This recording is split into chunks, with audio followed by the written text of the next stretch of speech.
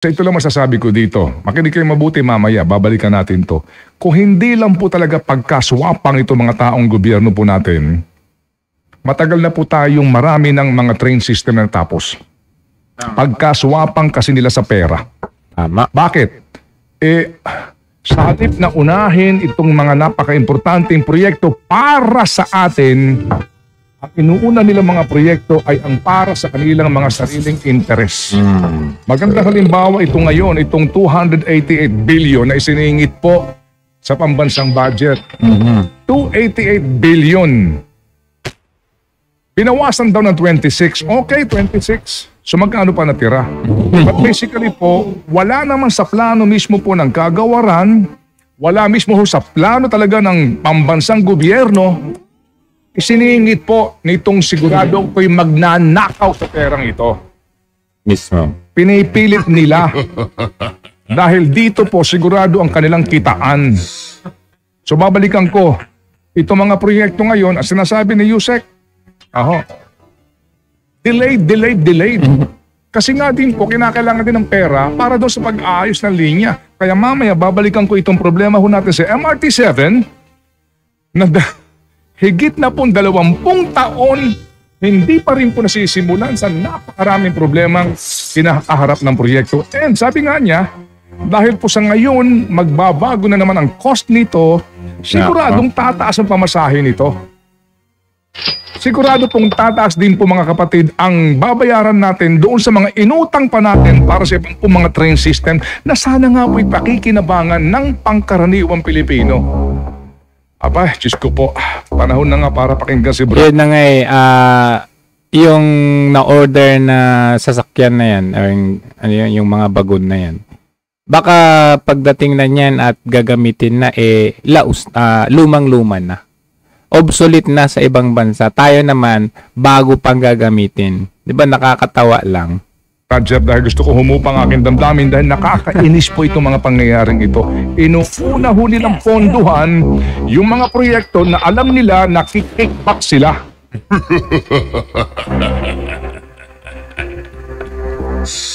Grabe. Think about it. Tingnan nyo nga dito sa Panayam. Sa San Jose, ideal sa San Jose, o yun kahit To the north, station, umute para po sa mga mananakay po ng tren natin. Considering nga po na yung kanyang original na station ay na po ang transportasyon all the way. Ayan na, yung mga nakikita ninyong na-flash na yan, yan na po, naumpisahan na po eh. Ang ituloy lang, hindi ko maintindihan, every year merong budget. Ito daw, budget para sa ganito, para sa railway at kung ano-ano pa every year. Pero yung mga nakikita nyo, naumpisahan na po yan eh. Nung panahon ni PRRD, makita ninyo, ayan na, ang ituloy lang ito. Ayan, ang ituloy lang. Umpisang-umpisa na yan. Ito, ayan. Ayan, Station 1. Ayan na. Ang ituloy lang ang problema dyan. Kasi ito po, PPP naman po ito. Gobyerno at private na si Ramon Ang SMC. Ayan nakita nyo yung mapa. Ayan, ganyang kahaba. At naumpisan na po yan. Ang ituloy lang. Napakalinaw. Station 1. Mahaba po yan. Ang ituloy lang kasi yearly may budget po para dito. Pero ayan kita nyo naman pagkahaba-haba na yan, hindi Station 5 na. Hindi naman siya putol. Station 5, nakita niyo, andyan na yung railway. Ang ituloy lang talaga.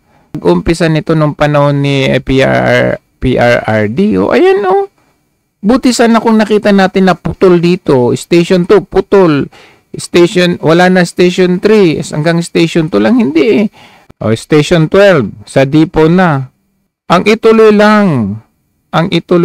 Yun lang ang problema. Ito po ay updated noong 2022. As you can see, ang date nito is March 4. Yan, March 4 po yan. Itong nakikita nyo na, ayan, yung, na yan, yung train na yan.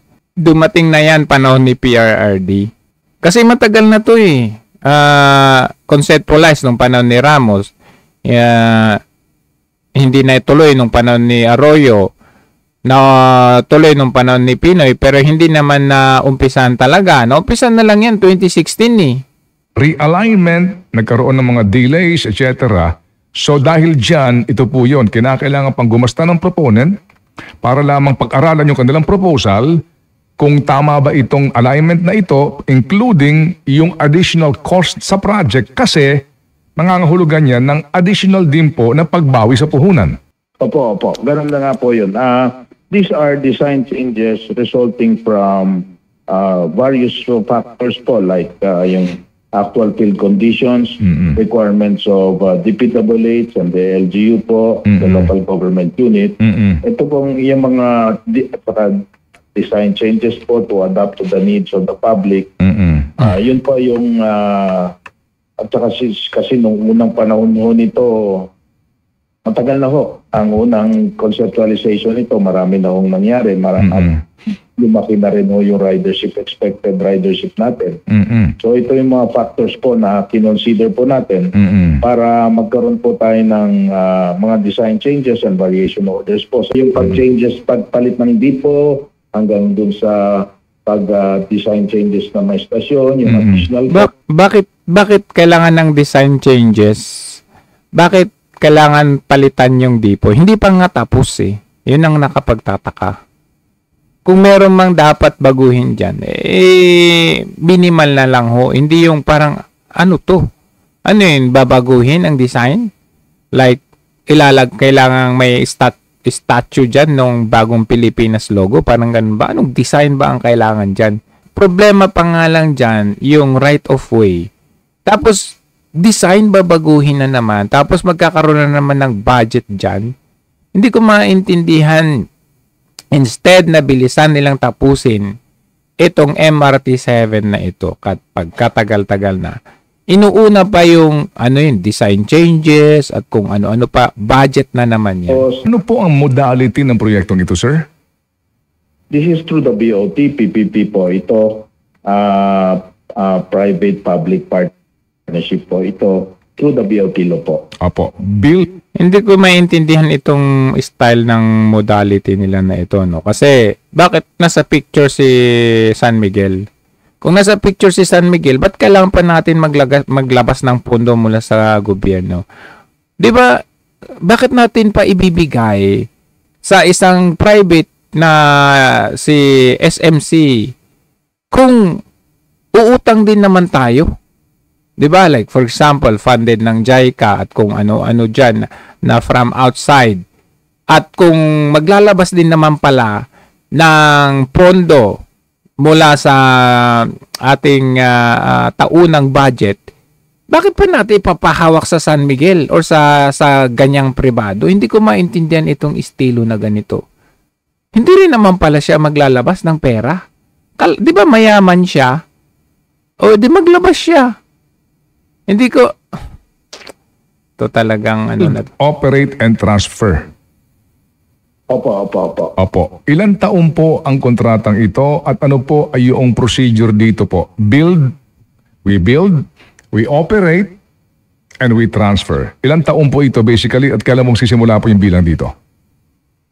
Magsisimula po ito pag upon partial operations po. I'm sorry po, I'm not familiar with how many years po yung kung itong kontrata to. 25. Matagal po. Pero meaning po, ito po ay itatayo ng SMC infrastructure, ito'y pagaganahin nila, they have to recover po ang kanila pong puhunan, and then eventually they will transfer the ownership of the rail of the system to the government. Opo. Ganun po. Opo, that's the concept. Pero bakit kumukuha pa tayo ng pondo sa gobyerno? At mayroon pa yung portion na pinupunduhan ng JICA, ng Japan o labas na tagalabas. Hindi ko maintindihan eh. Sabi po, punduhan ng SMC. Sa ngayon po, meron kayong imbitasyon sa mga consultants sa pwede pong tulungan po dito ang kagawaran. Ano po ang timetable nyo po dito? Gaano po ito ka-importante? At ngayon ho ba meron na interested parties? Kasi simula pa lang unang taon, so we're expecting na ang deadline ho ng submission is end of January. So doon ho natin talaga malalaman ho yan. Dahil nagkaroon ho tayo ng Christmas break. So malamang ngayon pa lang ho pag-aaralan ng mga consultancy firms. This is an international invitation po. And ang timetable po natin by the second quarter po, i-award na po natin to at mapirma ng kontrata. Opo. And ano yun? Award na naman, mapirma ng kontrata, tapos babadgetan natin. Akala ko ba SMC ang bahala na dito? Magbe-build sila, mag-operate sila, tapos po problemahin pa natin yung consultancy fee, design fee, at kung hindi ko talaga maintindihan itong klaseng ganitong sistema. again, ito ho ay babayaran ka ninyo ng proponent. Excuse me, sorry po. Opo, yes sir. Pero yung sinasabi niyong naponduhan kayo pero hindi lahat ng pondong kailangan na ibigay ng DBM kasi nga napunta kayo sa unprogrammed appropriations. Yes po, meron ho tayong mga preparatory works na hindi ho napondohan. Kasi So, isa pa yan, preparatory works. Hindi yan preparatory works eh. Kasi prepared na yan under Duterte administration. Plano na yan. Ginagawa na yan, naumpisahan na yan. Panon. Bakit hindi lang ituloy? Hindi na lang ituloy. Tapos, isa pang issue, ba't nilagay sa unprogrammed funds? Ay, po ng MRT4. Oh, MRT4. Yung South Long Hall. South Long Hall. May mga preparatory works po tayong tinatawag dyan. Hindi po ito napon. Tsaka yung Mindanao. Oh, hindi niya tinuloy. Hindi po ito napunduhan. Ituloy mo. Hindi po napondohan noong nakaraang taon po. Yun. Mindanao Railway. Ulitin natin na. Ay, sus talaga. Works po tayong tinatawag dyan. Hindi po ito tsaka yung Mindanao Rail po, hindi po napondohan nung nakaraang taon po. Yun. So, klaruhin lang natin ha. Sa subway project po natin, nakakuha kayo ng Mindanao pondo pero Railway. hindi pa po lahat. Oo po. Well, lahat po ng kailangan namin na kailangan bayaran ho for 2024, naihabol ho. Okay.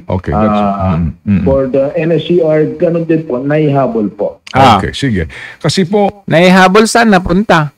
para maintindihan ng ating mga kababayan kung gaano nga kaimportante ito at kung gaano nga po kasipag dito ang DOTR, lahat ng mga panukala po na railway projects ay kinakailangan po ng ilang mga pag-aaral, gastusin sa pag-aaral, etc., paghahanda sa proyekto, yun po may dapat na nakalaan na pera.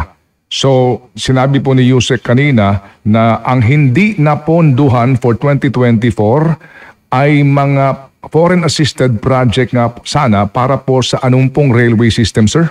MRT4? Go ahead, sir. MRT4, that's Ortigas to Taytay. Nako, MRT4. Naumpisahan na yan. Paano ni BRD? Ituloy na lang. Ano ba yan? ADB and AIIB funded po ito. The South Long Hall po, South Long Hall. preparatory works, meaning to say po, yung right-of-way acquisition natin as well as basically right-of-way acquisition and relocation of informal settlers. Doon po sa Mindanao Rail for the additional updated feasibility study po. So, yun Mindanao Railway. Ay, po yung hindi po napondohan po. Opo. Yung South Long Hall po na railway, saan po ito nagsisimula? Saan nagtatapos?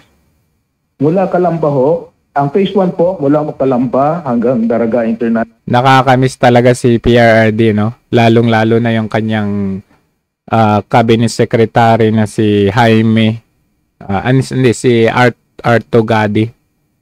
Kasi talagang in just a short span of time, and even sa gitna ng COVID, talagang marami tayong nakita talaga na kung hindi man natapos na umpisahan, talagang kita natin physical na talagang patungo tayo doon sa infrastructures, age of infrastructures para sa Pilipinas. Kasi napaka-importante po yun, mga kalsada, mga railways, mga airports natin. Napaka-importante po yan. Yan yung sinasabi na lagi na farm to market roads kasi kailangan natin yan mga kabihasnan na nakakapag halimbawa yung mga expressways natin, nakapagbigay ng short trip natin, time over yung nasasayang na time natin na shorten yung trips natin.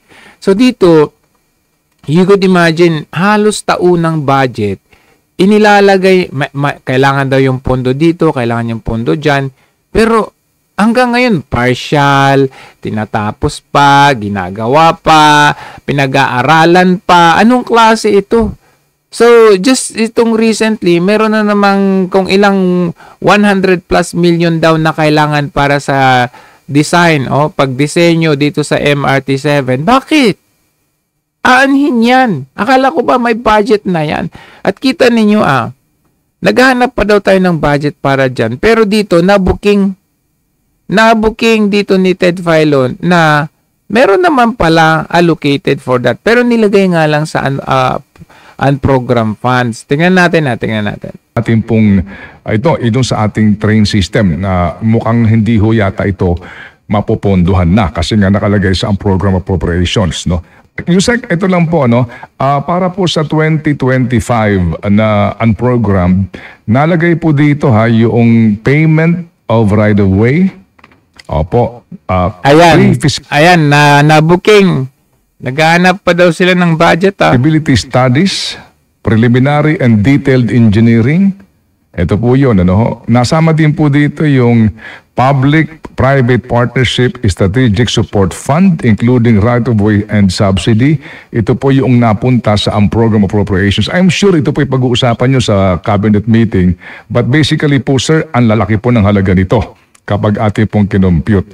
Ito ho bang ganito pong uri, no? Baga masabi ho ninyo, baka mahanapan ng pera, etc. Kapag po ganito na totally, hindi ka na pinondohan dito sa mga studies na kabi nyo kakailanganin, definitely po, hindi natin maramdaman ang anumang patikim nitong railway system natin sa norte particularly at papunta po ng Daraga.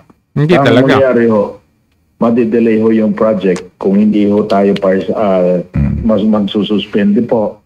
At saka tataas po yung gastusin natin, tataas ho ang halaga.